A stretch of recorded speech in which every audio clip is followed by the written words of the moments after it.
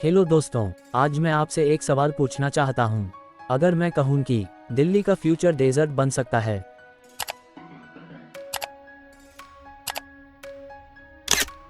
Ground water almost खत्म हो सकता है, और ये सब एक लीगल डेफिनेशन की वजह से हो रहा है, तो क्या आप बिलीव करेंगे? बिकॉज जो आप सुनने वाले हो वो सिर्फ एनवायरनमेंट की स्टोरी नहीं है, ये पॉलिटिक्स, पैसा और पावर की कहानी है। और इस कहानी के सेंटर में है अरावली माउंटेन रेंज। ये थार डेजर्ट के अगेंस्ट इंडिया की लास्ट डिफेंस लाइन थी। अगर अरावली नहीं होती तो आज दिल्ली, उत्तर प्रदेश, हरियाणा और एमपी रेत के नीचे होते, ग्राउंड वाटर ऑलरेडी जीरो होता, एयर पॉल्यूशन का लेवल इमेजिन भी नहीं कर सकते। बट दोस्तों, आज ये वॉल खुद खतरे में है। तो दोस्तों, आज की इस वीडियो में हम अरावली हिल्स क्राइसिस को डीपली समझेंगे। स्वागत है आपका राष्ट्रीय यूथ चैनल पर। वीडियो में आगे बढ़ने से पहले चैनल को सब्सक्राइब कर लें ताकि आपको ऐसे ही बेहतरीन वीडियोस मिलते रहें। मई 2024, सुप्रीम कोर्ट ने कहा, अरावली को बचाने के लिए एक यूनिफॉर्म डेफिनेशन बनाओ। रीजन सिंपल था, अरावली 4 स्टेट से गुजरती है और हर स्टेट अलग डेफिनेशन यूज कर रही थी। लेकिन जो डेफिनेशन बनाई गई वो अरावली को बचाने के लिए नहीं, अरावली को गायब करने के लिए थी। न्यू डेफिनेशन के मुताबिक सिर्फ वही पहाड़ अरावली है जो 100 मीटर से ज्यादा ऊंचा हो और 500 मीटर्स के अंदर कम से कम 2 पहाड़ होने चाहिए। सुनने में नॉर्मल लगता है ना, बट ट्विस्ट यही है, माउंटेन हाइट सी लेवल से नहीं, आसपास के लैंड से मेजर होगी। और क्योंकि अरावली के आसपास का लैंड ऑलरेडी 100 मीटर सी लेवल से ऊपर है, इसका मतलब 90% से ज्यादा अरावली पहाड़ लीगल डेफिनेशन से बाहर।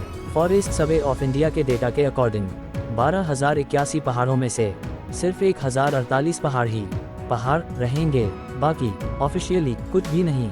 जैसे ही ये बात लोगों तक पहुंची, राजस्थान से दिल्ली तक प्रोटेस्ट शुरू हो गए। No Aravalli, no life, let us breathe. Social media पे #सेवरावली ट्रेंड करने लगा। तब गवर्नमेंट ने बोला, रिलैक्स, अब अरावली में माइनिंग नहीं होगी। लेकिन सच, ये सिर्फ पुराने सुप्रीम कोर्ट ऑर्डर का रिपीट था। कोई नया बैन नहीं, कोई डेफिनेशन चेंज नहीं, सिर्फ लोगों को कंफ्यूज करने का अटेम्प्ट। और इसी बीच कुछ इन्फ्लुएंसर्स को सेम स्क्रिप्ट के साथ डिफेंड करते देखा गया। कोइंसिडेंस? आप खुद डिसाइड कीजिए। Who benefits from destroying Aravalli? Simple answer, money. Delhi NCR का real estate corridor Gurugram, Faridabad direct Aravalli के ऊपर बैठा है। प्रोटेक्टेड फॉरेस्ट लैंड को कैसे प्राइवेट बनाया गया? शेल कंपनियां, power of attorney deals, panchayat land takeover. Investigations दिखाती हैं 400 जोड़ एकड़ अरावली लैंड ऐसे ही क्वाइटली ट्रांसफर हुई। Luxury farm houses, resorts, wedding venues, सब प्रोटेक्टेड जोन्स के अंदर। ड्रोन सर्वे दिसंबर 2023, सिर्फ 4 विलेजेस में 6,793 इलीगल स्ट्रक्चर्स। और माइनिंग 2004-2009, सुप्रीम कोर्ट ने बार बार बैन लगाया, फिर भी 2011-2017 में सिर्फ राजस्थान में 100 lakh ton illegal mining mafia इतना पावरफुल कि एक डीएसपी को ट्रक से कुचल दिया गया। Real impact, desert, water, air. Aravali टूट रही है तो डेजर्ट आगे बढ़ रहा है। 12 नेचुरल गैप्स बन चुके हैं जहां से थार की रेत प्लेन्स में घुस रही है। हरियाणा का 8.2% एरिया ऑलरेडी डेजर्टिफिकेशन की तरफ है। ग्राउंड वाटर 1,000-2,000 फीट नीचे। दिल्ली की एयर, अरावली के ग्रीन लंग्स डैमेज होने का डायरेक्ट रिजल्ट। गवर्नमेंट कहती है 90% अरावली प्रोटेक्टेड है। रियलिटी ये है 90% अरावली डेफिनेशन से बाहर है।